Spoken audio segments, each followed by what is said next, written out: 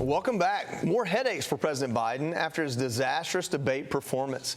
Today, he's going to try to calm the nerves of worried governors who are gathering at the White House. And Reuters reports, quote, there are 25 Democratic members of the House of Representatives preparing to call for Biden to step aside if he seems shaky in the coming days. That's according to one House Democrat aide. RNC Co-Chair and Trump campaign surrogate Lara Trump is here to discuss. Lara, off the top here, all these governors meeting with the president. They didn't want to take a meeting with Kamala. They wanted to meet with the president. Some are traveling in person, to include Gavin Newsom, who's coming across the country to D.C. What does this mean? Well, obviously, Gavin has been touted as a potential replacement for a long time for Joe Biden, even before last week's disastrous debate for him.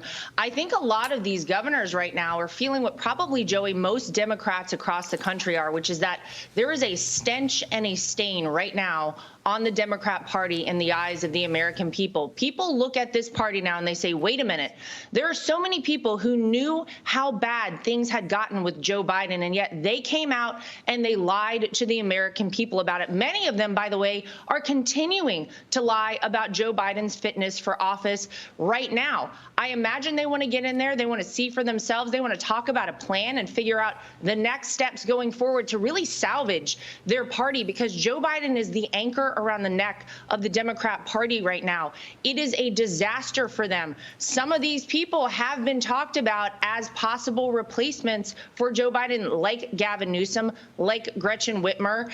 The problem that Democrats really have, Joey, right now is that the only person who could actually be the nominee for the Democrats, if it's not Joe Biden himself, and use the tens of millions, hundreds of millions of dollars that the Democrats have raised, is one person. It's Kamala Harris. And I don't think anybody in that party wants to see her right now at the top of that ticket. Of course, if Joe Biden steps down or they use the 25th Amendment to remove him, they are in panic. They are in a corner. They have a huge problem on their hands. So I'll be curious to hear how the meetings go today myself. You know, Laura, the conversation, not here at Fox News or among Republicans, but across the board since the debate, has been Biden's performance.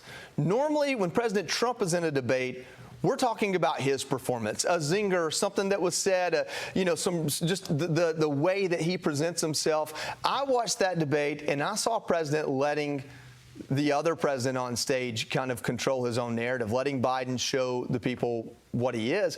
Was that a strategy? Did it happen that way? Can you give us some insight on that?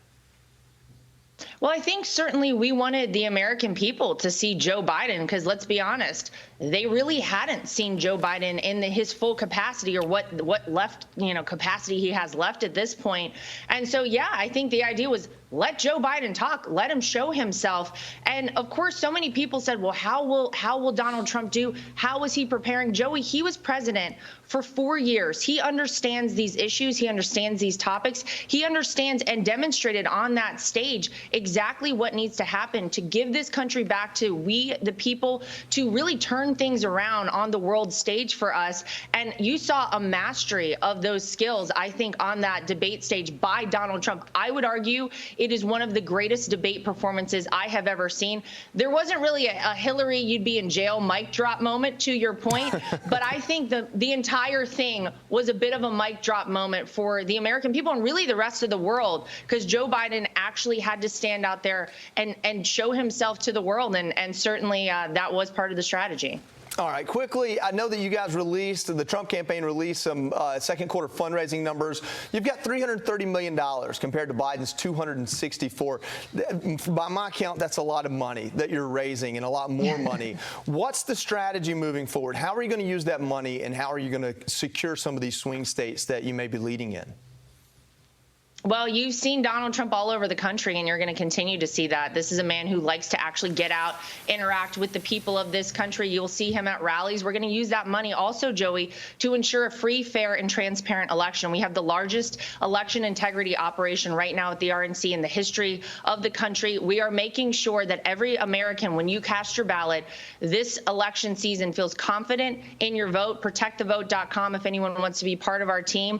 We're going to have a ground game unlike anything anything you've ever seen, because despite the fact we are running against Joe Biden, and I believe they're stuck with Joe Biden, Joey, we are taking nothing for granted. The polls are great, but we will not take our foot off the gas. We're going to make sure on November 5th we go to bed early, because we're calling it early for Donald Trump as our 47th president. Laura, thank you for coming on and answering these questions. Thanks, Joey. Appreciate it. I'm Steve Doocy. I'm Brian Kilmeade. And I'm Ainsley Earhart. And click here to subscribe to the Fox News YouTube page to catch our hottest interviews and most compelling analysis.